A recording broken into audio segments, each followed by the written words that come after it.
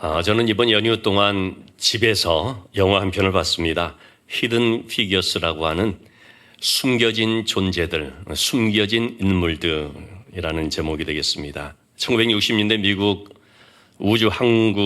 미 항공우주국 나사라고 하죠. 여기서 일했던 흑인 여성 엔지니어 수학자들에 대한 얘기가 되겠습니다. 나사의 첫 번째 흑인 여성 엔지니어가 된 메리 잭슨, 또 흑인 여성으로는 처음 부서의 관리자 겸 컴퓨터 프로그래머가 된 도로시 본, 또 전산원 보조였던 천재 수학자 캐서린 존스의 삶을 바탕으로 한 실화입니다. 이 숨겨진 인물들이라고 하는 제목이 말해주듯이 이들은 우주 비행 궤도를 성공시킨 주역들입니다. 그런데 그들의 능력과 열정에도 불구하고 흑인이라는 이유 때문에 또 여성이라는 이유 때문에 차별을 받고 무시당합니다. 그러나 그들은 거기에 굴하지 아니하고 끊임없이 배우고 도전하면서 주일에는 교회 가서 열심히 또 예배를 드리면서 모든 환경을 극복해내는 그런 용기 있는 모습을 영화가 그려주고 있습니다. 제가 이걸 보면서 느낀 것이 단순한 감동을 넘어서 이 영화는 힘이 있다 생각을 했습니다. 왜 그런가 보니까 실화이기 때문입니다. 그럴듯하게 각색이 되고 드라마틱하게 만든 것이 아니라 실제로 있는 것이기 때문에 여러분, 이 실화라는 것은 그렇게 힘이 있습니다. 그러면서 드는 생각이 뭐냐면 성경이 바로 그렇다는 것입니다. 여러분, 성경의 말씀은 어떤 기적의 사건일지라도 실제로 일어난 일입니다. 사실이기 때문에 그것이 그럴듯하게 가공한 얘기가 아니라 실제로 있는 실화이기 때문에 단순한 감동을 넘어서 깊이 있는 은혜를 주고 우리에게 또 힘과 또 도전을 주는 것을 볼 수가 있죠. 자, 그런데 여러분, 성경에는요, 숨겨진 인물들이 참 많습니다. 이름도 안 나옵니다. 낮은 자리에서 하나님 앞에 정말 귀하게 쓰임받는 그런 사람들이 얼마나 많은지 모릅니다. 오늘 본문의 말씀도 그런 숨겨진 인물들이라는 것들을 소개하고 있습니다. 이 본문의 말씀 우리가 잘 알고 있는 아람의 군대 장관 나만에 대한 얘기입니다.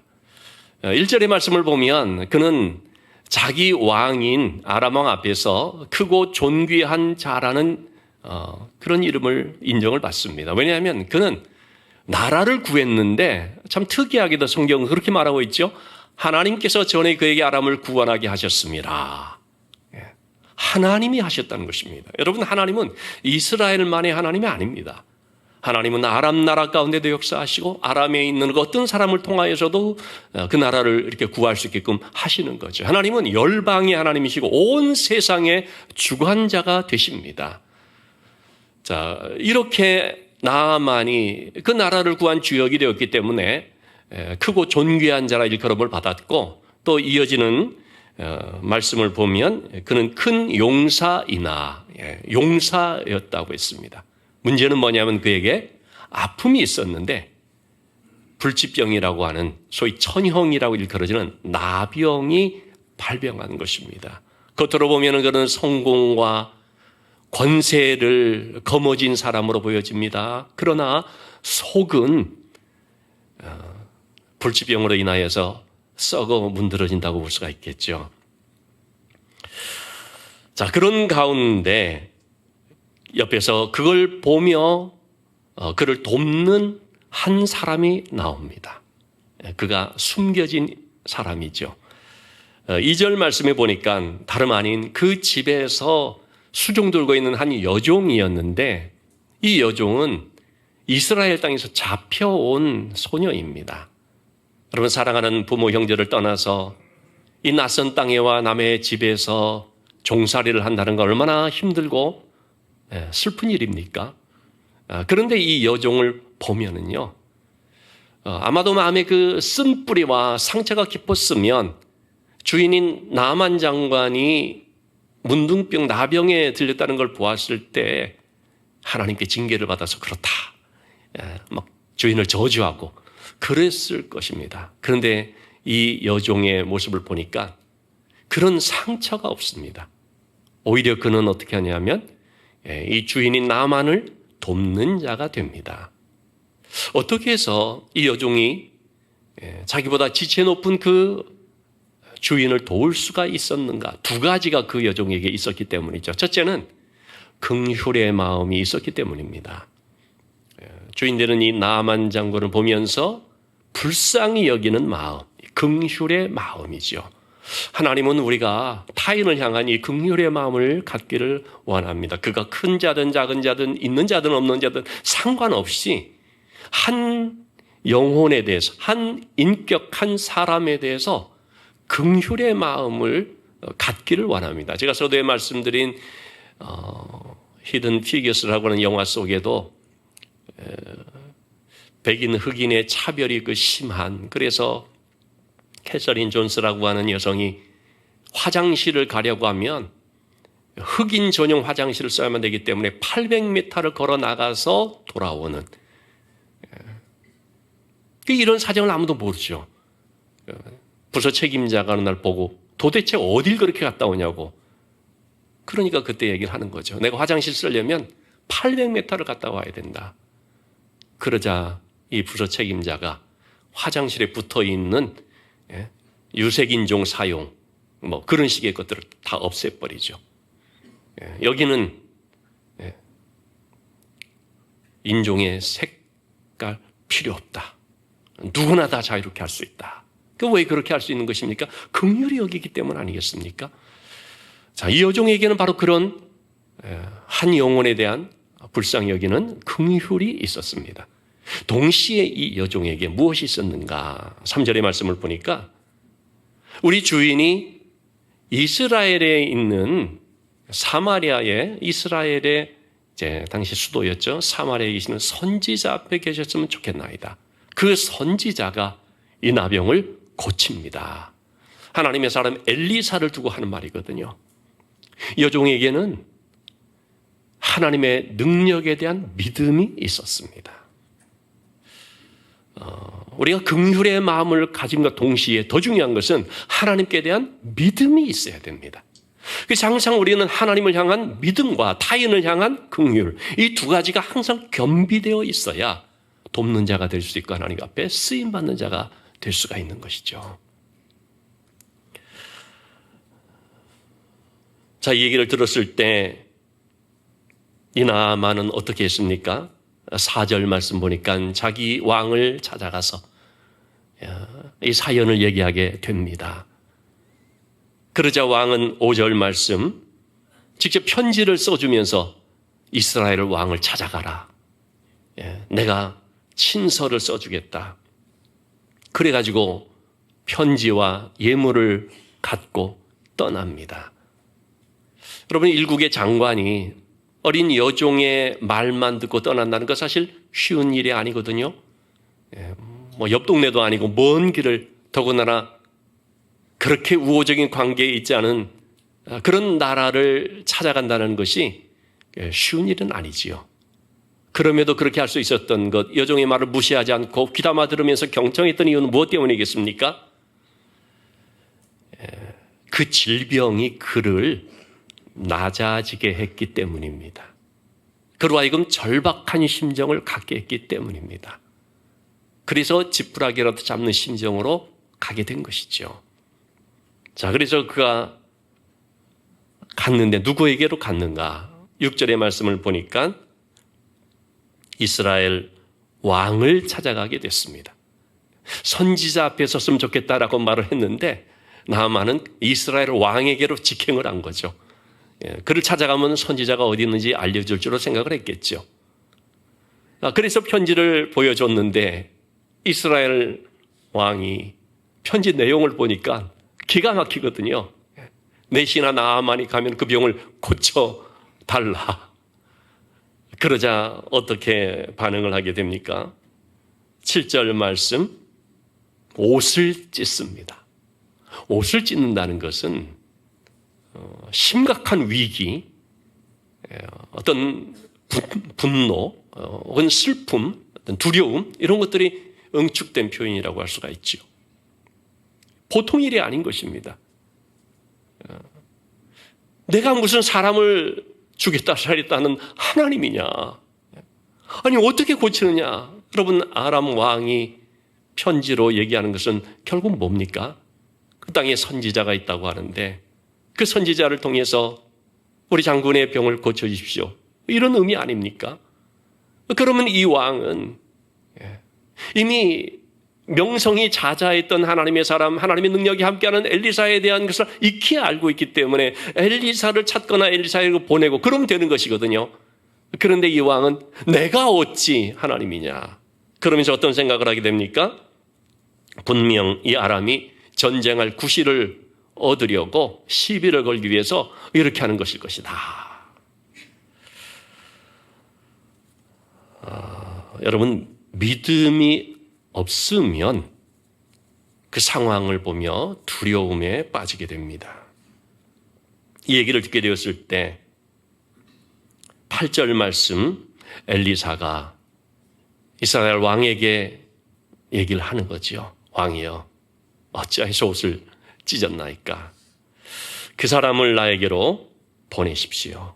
그가 이스라엘 중에 선지자가 있는 줄을 알리이다.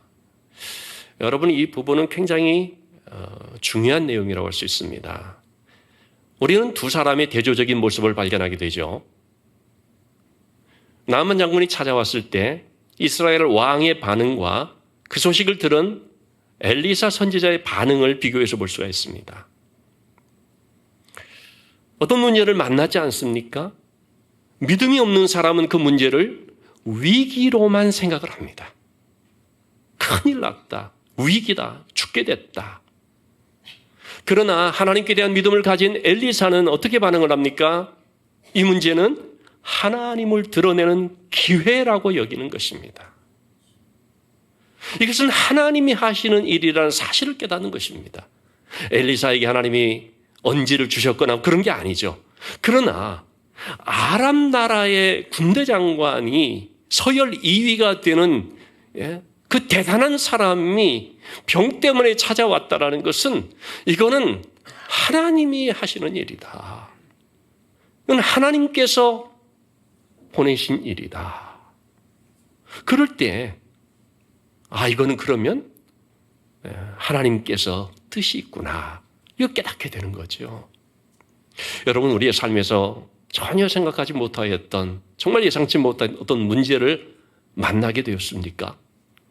그럴 때 믿음으로 그것을 좀 바라볼 수 있어야 됩니다. 제가 더 말씀드리면 안 되는데 금년 초에 암이 발병이 됐습니다. 생각지도 못한 일이죠.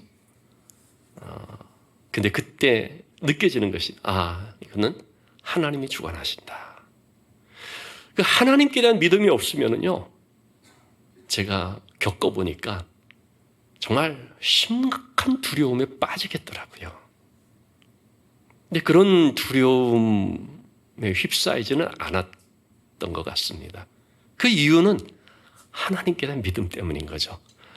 고쳐준다, 안 고쳐준다, 이 문제가 아니고 하나님이 주관하고 있다. 하나님이 알고 있다. 하나님이 발견하게 했다. 여러분, 우리가 문제 앞에서 믿음으로 반응할 수 있기를 바랍니다. 그러면 그 문제는 위기가 아니라 하나님의 은혜를 체험하는 기회가 된다는 것을 깨닫게 될 줄로 믿습니다.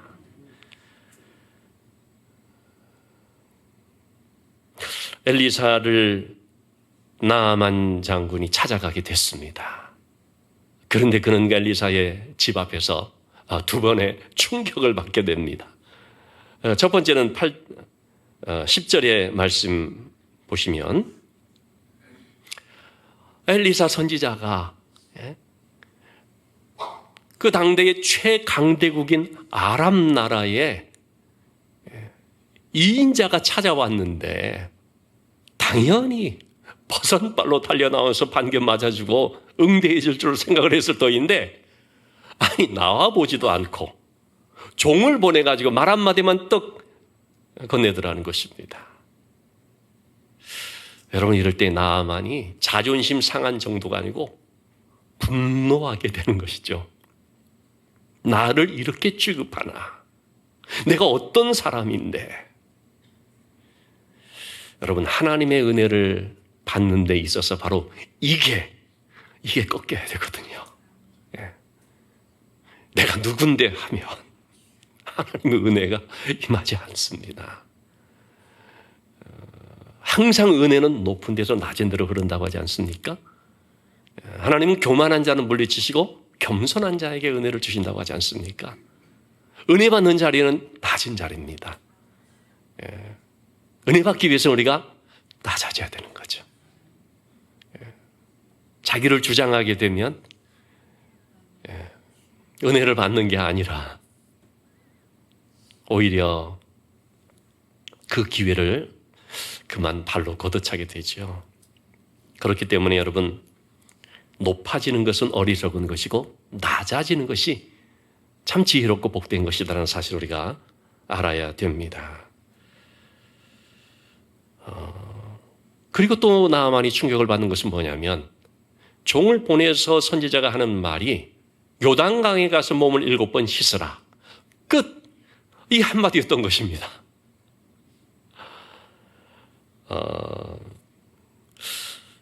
아니 고작 그 강에 가서 7번 몸을 담그라는 거 이거밖에 없나? 도무지 이해가 안 되는 거죠. 그래서 11절의 말씀에 어떻게 반응을 합니까? 아주 화를 내면서 분노했다는 거거든요. 그러면서 이제 물러가는 것입니다. 뭐라고 말합니까? 내 생각에는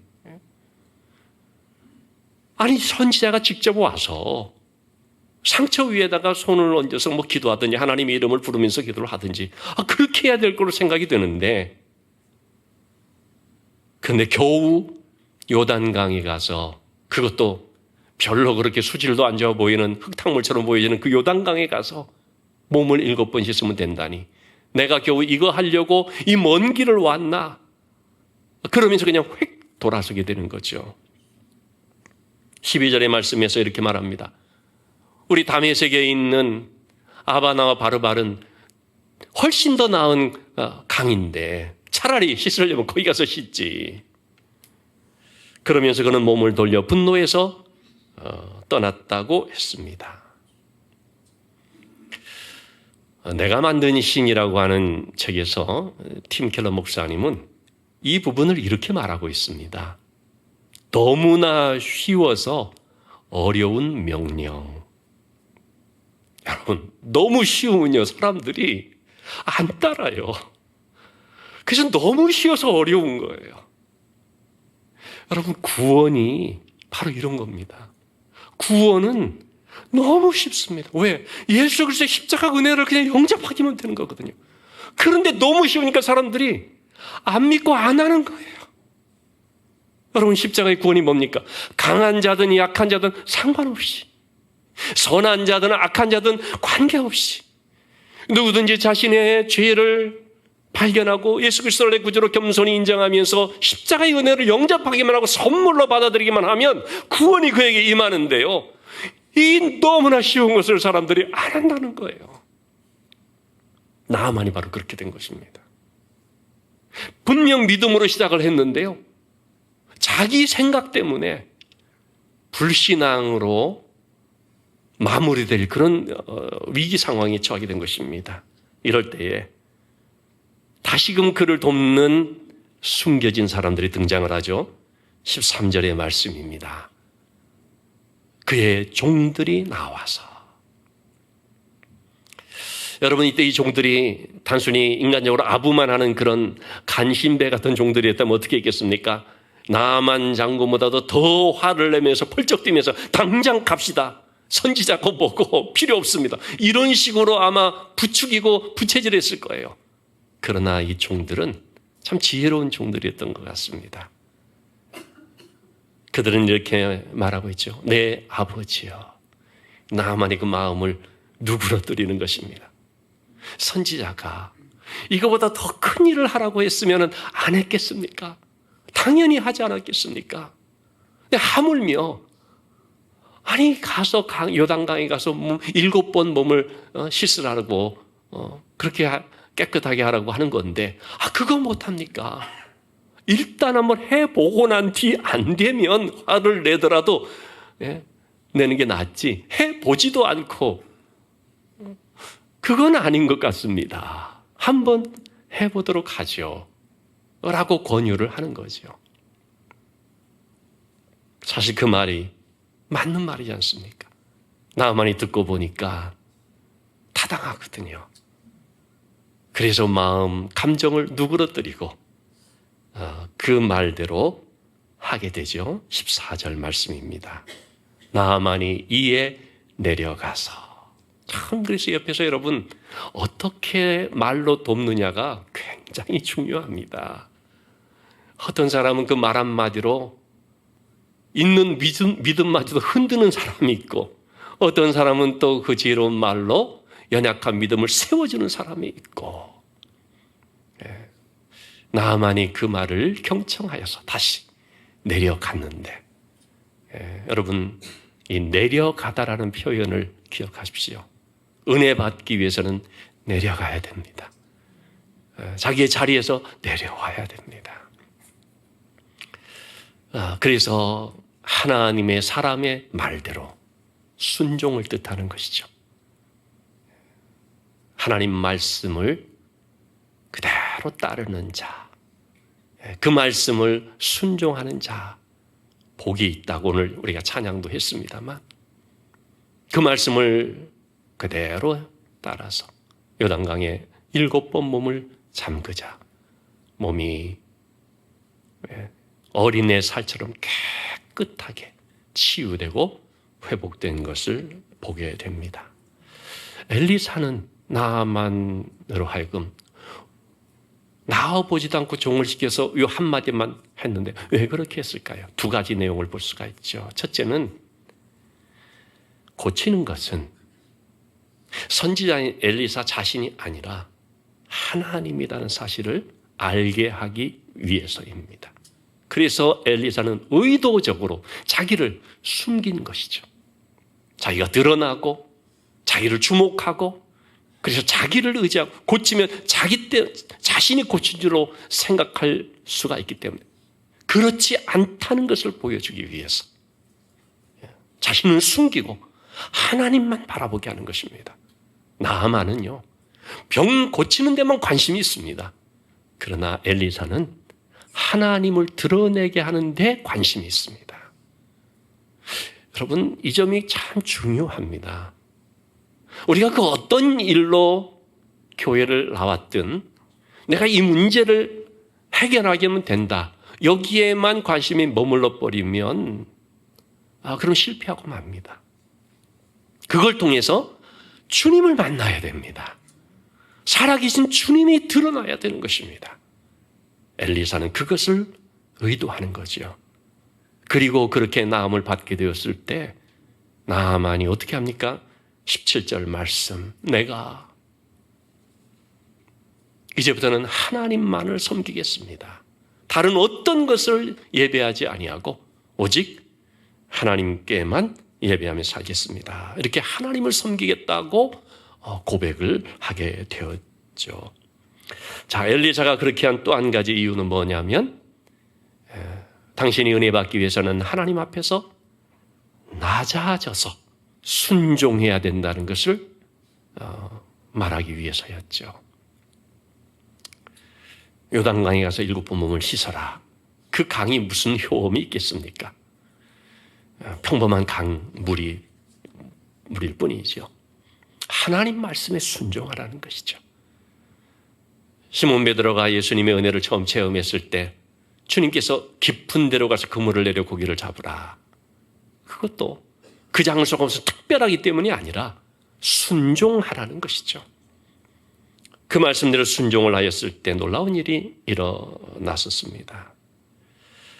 몸을 씻으라는 이 말을 순종하려면 나아만은 옷을 입은 채로 들어가는 게 아니죠. 옷을 다 벗고 들어가야 됩니다. 군대 장관이라는 옷을 벗어야 되고 자기 어깨에 달리는 계급장을 다 띄어야 되고 우리가 하나님의 이 말씀을 순종하는 데 있어서 우리의 이력서를 다 내려놓아야 됩니다. 그게 진짜 순종하는 길이거든요. 순종은 항상 자기 부인에서부터 시작이 됩니다. 자기 부인하지 않고서는 순종이 안 됩니다. 순종이 안 되면 은혜 받지 못하죠. 여러분, 우리의 순종을 막는 큰 장애물 중에 하나가요, 자존심이라고 할 수가 있습니다. 교회는 은혜의 강과 같거든요. 이 은혜의 강물에 잠겨서 은혜를 체험하기 위해서는 내가 뭔데 이걸 이제 내려놔야 되는 거죠. 어떤 분들은 가끔 나를 이렇게 대할 수가 있느냐 그러면서 기분이 상했다고 교회를 떠나거나 주님을 떠나는 그런 경우들도 있거든요. 나 이런 사람이야. 이런 거 내려놔야 된다는 것입니다. 그럴 때 하나님의 은혜가 임하는 것을 보게 됩니다.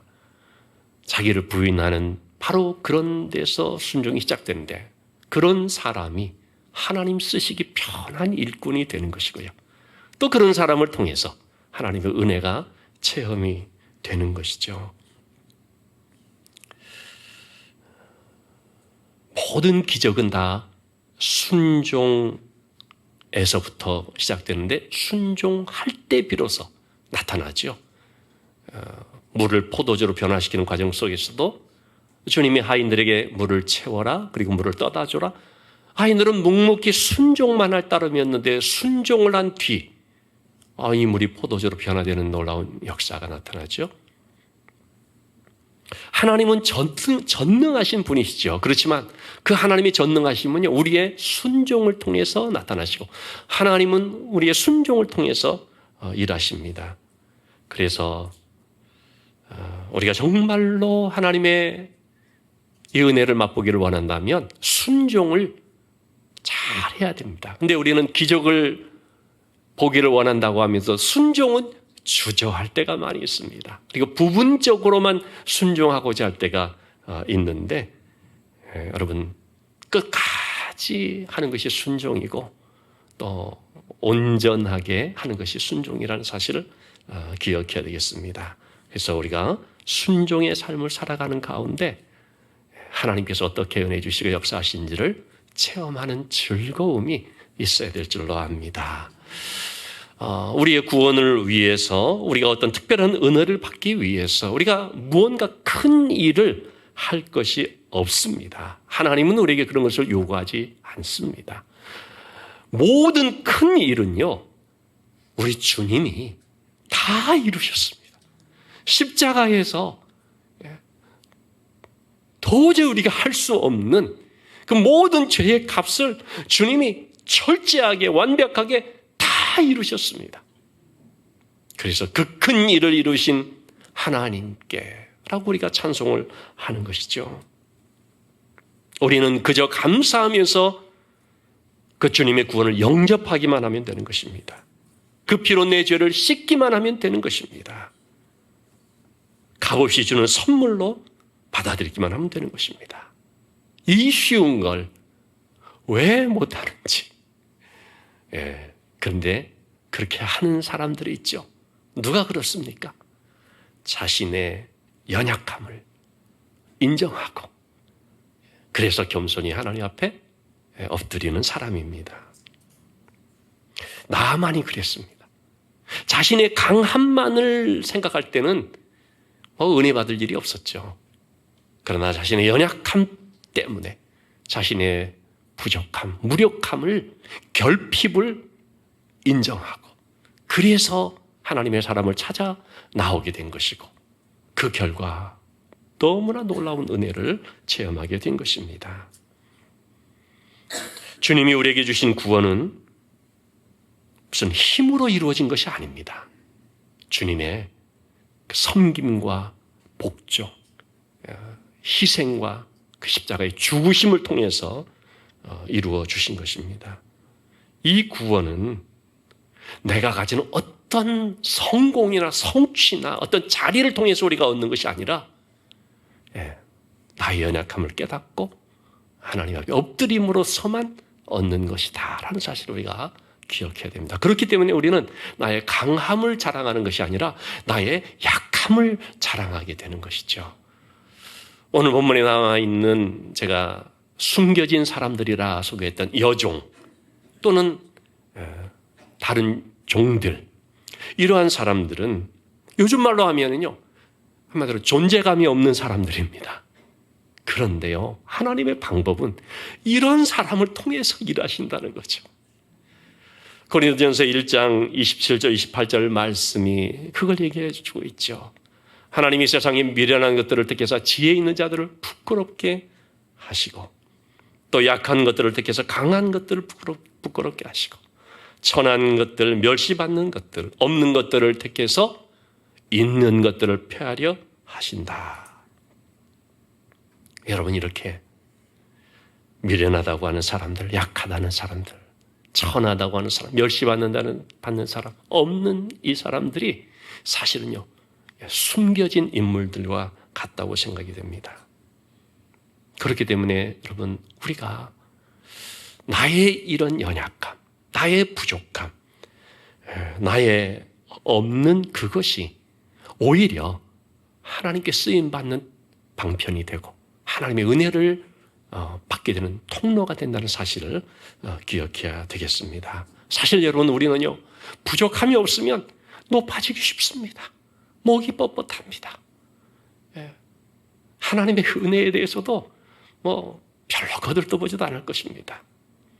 그런데 연약함을 가질 때, 아픔이 생길 때, 그때 비로소 겸손하게 되는 것이고, 비로소 자신을 발견하게 되고, 죄인된 자신임을 고백하게 되고, 주님을 찾게 되고, 주님을 인격적으로 만나게 되고, 놀라운 하나님의 은혜를 경험하게 되는 것이죠.